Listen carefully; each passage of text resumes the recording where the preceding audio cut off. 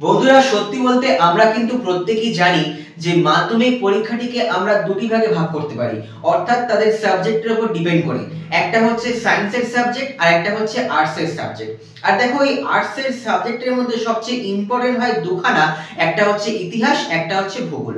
ইতিহাস পরীক্ষা তোমাদের কালকেই হয়ে গেছে আর আগামীকাল হচ্ছে তোমাদের ভূগোল পরীক্ষা। আর এই মুহূর্তে আজকের এই ভিডিওর মধ্যে আমি তোমাদের আগামীকালের ভূগোল পরীক্ষার একটা লাস্ট মিনিট সাজেশন নিয়ে চলে এসেছি।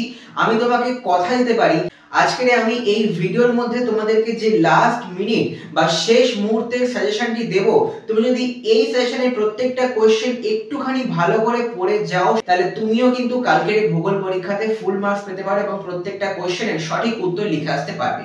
So hi everyone, welcome back to my channel the biology campus 2.0 আর আমি হচ্ছি প্রণয় কর্মকার। আর আজকের এই ভিডিও শুধুমাত্র তোমার এবং তোমার প্রত্যেকটি বন্ধুর জন্য, তাই অবশ্যই একবার হলেও শেয়ার করে দিও।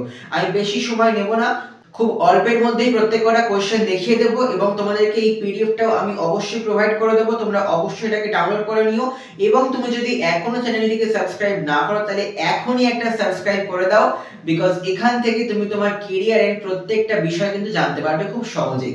আমি শুরু করছি আজকের এই ভিডিও, খুব মন দিয়ে লাস্ট অবধি দেখো। তো বন্ধুরা স্পেশালি কিন্তু আমি এই ভিডিওর মধ্যে যে কটা কোশ্চেন এখানে বানিয়েছি তোমাদের জন্য লাস্ট মিনিটে, এইখানে কিন্তু আমি চারটে ভাগে ভাগ করেছি কোশ্চেনগুলোকে।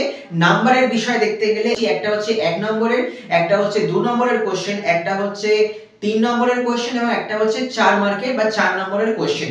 তো এখানে 1 মার্কের এবং 2 মার্কের কোশ্চেনগুলো একটুখানি সংখ্যায় বেশি আছে, কারণ দেখো সেখান থেকে যা প্রপারলি বলা যাবে না যে হ্যাঁ এই কোশ্চেনটি পরীক্ষায় আসবে। তাই আমি এখান থেকে বেশ কয়েকটা কোশ্চেন তোমাদেরকে দিয়েছি 1 মার্কের এবং 2 মার্কের। তোমরা এগুলো অবশ্যই করে যেও। তোমাদের হয়তো মনে হতে পারে যে কোশ্চেনগুলো অনেকটা বেশি, এত পড়ার টাইম নেই, বাট তুমি একটুখানি দেখো যে তোমার হয়তো এখান থেকে সারা বছরের 90% কোশ্চেন মুখস্থ আছে বা করা হয়ে গেছে।